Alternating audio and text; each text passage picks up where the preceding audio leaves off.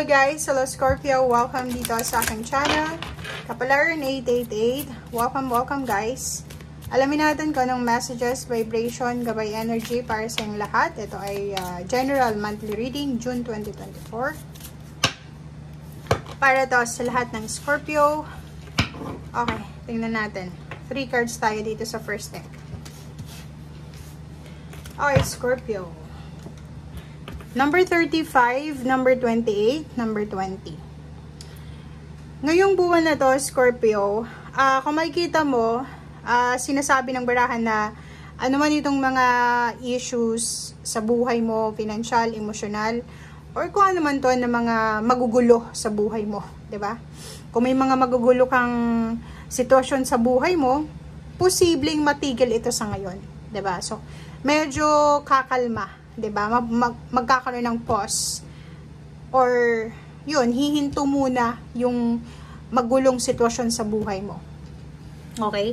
And yung iba din sa inyo dito, siguro may mga planong mag-travel or pwedeng umuwi sa kanilang probinsya or posibleng may gagawin na kung ano man to na pagpapahinga. Pwedeng may magpapahinga or confirm. 28, relationship. Nakikita natin dito na may relationship na mabubuo. Okay? Finalization siya. Magpa-finalize ng kasal, magpa-finalize ng pakikipaghiwalay siguro, or sasagutin na yung relationship, or magsisimula ng relationship. So, it's either titigil yung mga issue, titigil yung gulo sa relationship mo. And number 2, dito sa number 20 na to, sinasabi na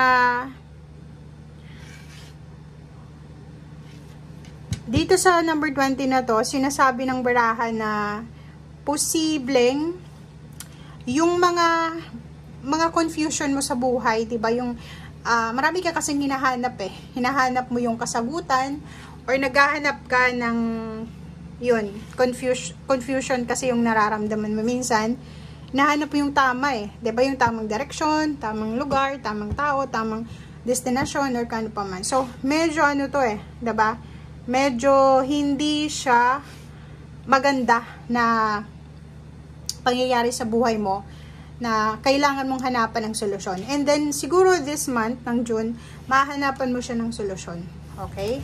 Medyo makakakita ka ng liwanag, ng tamang daan. Diba? Kung yung dati ay sobrang dilim, mahirap makipagsapalaran kasi madilim, hindi mo alam kung ano yung pupuntahan mo, saan ka papunta, parang ganun. So, yun. Okay, 2 cards, second deck, intuition, 28. So, number 28, dalawa. Okay, 10-10, dalawa yung 10, completion. Makinig ka sa sinasabi ng iyong intuition sa buwan ng Hunyo, lalo na sa usaping trabaho. Okay? May iba sa inyo dito, Scorpio, na mga hilig nyo lang, diba? Like mga hobbies nyo lang. And then, mapag-iisipan nyo na pwede nyo palang pagkakitaan.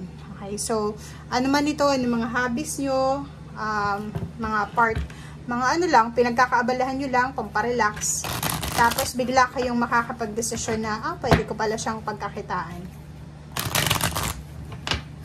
Sobra-sobra ka ding magiging creative. Or yung iba nga sa inyo, siguro magpapahinga. Kailangan nilang magpahinga. So, mag-relax. And, busy sila sa kung ano man tong craft or sa kung ano man na ginagawa nila. Okay, memories of love. Number 6, balanse. Nakikita ko siya dito, marami kang mga, kumbaga, anong tawag dito? Maaalala, diba? Ang dami mong maaalala na mga nangyari sa nakaraan. It's either positive or negative man itong mga nangyaring ito. Sobrang magre-reminisce ka, 'di ba? Babalikan mo yung nakaraan. Lalo na yung mga hindi magandang nangyari sa nakaraan, 'di ba? Maraming mga kumbaga confusion ka talaga na marirealize mo na kaya pala nangyari doon kasi ganito ganyan. So, sinasabi ng baraha sa'yo kung ano man ito ng mga realization mo, ano man tong mangyari sa'yo this month ng June, acceptance, diba? So, may mga pagsisisi, merong pagsisisi, merong mga, yun, regrets or ano pa man. Pero, tumingin ka na lang sa positive side. Okay?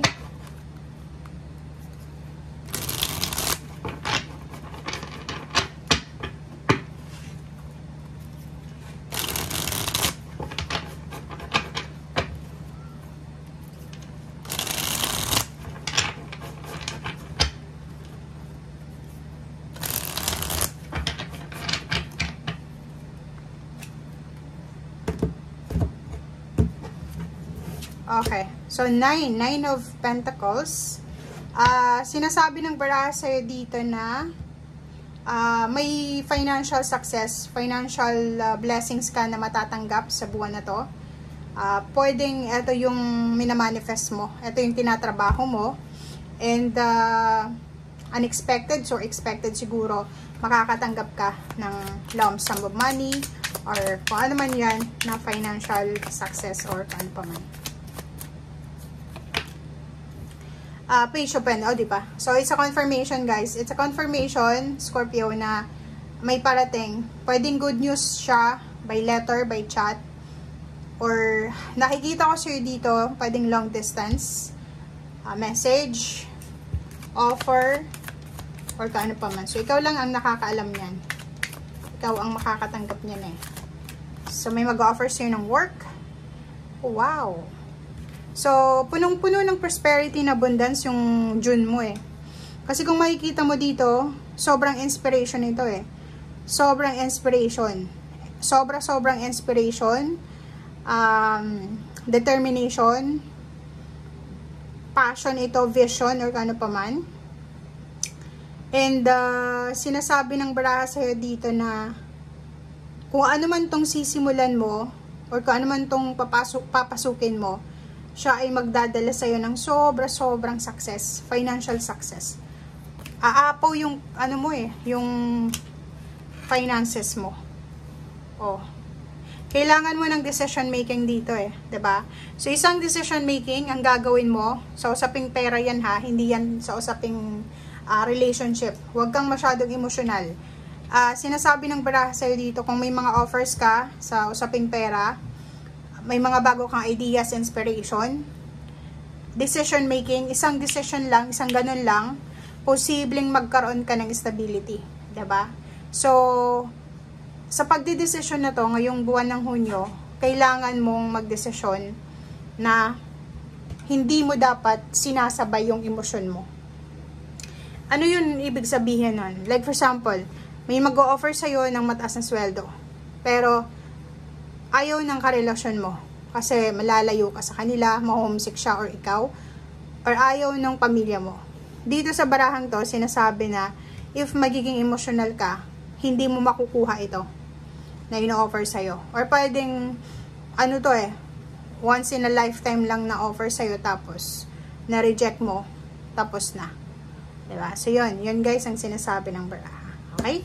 So thank you for watching. Scorpio, maraming salamat. Bye!